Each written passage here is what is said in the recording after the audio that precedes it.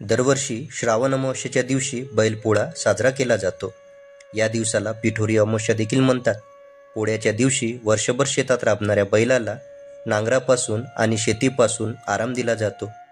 बैलांप्रती कृतज्ञता व्यक्त करणारा हा एक मराठी सण आहे. महाराष्ट्रात मोठ्या प्रमाणावर हा बैलपोळ्याचा सण साजरा केला जातो.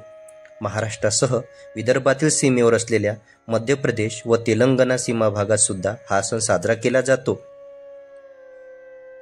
शेतकऱ्यांच्या दृष्टीनं बैलपोळा विशेष महत्त्व आहे. त्याची माहिती आज आपण या व्हिडिओमध्ये पाहणार आहे. नमस्कार मित्रांनो, भक्तिसार या मराठी यूट्यूब चॅनलवर आपलं सहर्ष स्वागत आहे. आज आपण या व्हिडिओमध्ये बैलपोळा का साजरा केला जातो व त्याचे महत्त्व काय आहे हे जाणून घेणार आहोत.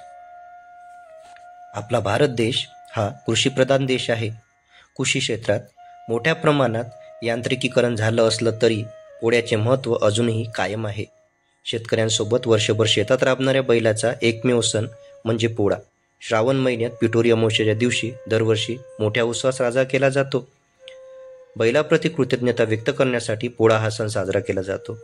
ज्यांच्याकडे शेती नाही ते मातीच्या बैलाची पूजा करतात. पोळा सणाच्या आदल्या दिवशी बैलांना अवतरण देण्यात येते. ओढा व नदीवर नेऊन त्यांना आंघोळ घालतात. या दिवशी बैलाच्या खांद्याला हळद आणि तुपाने शेकतात.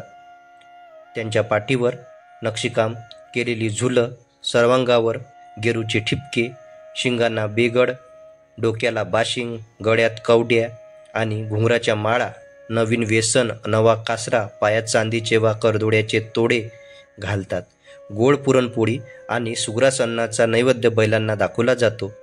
प्रत्येक शेतकरी आपल्या ऐपतीप्रमाणे शेतकरी बैलांचा साजशृंगार करतात.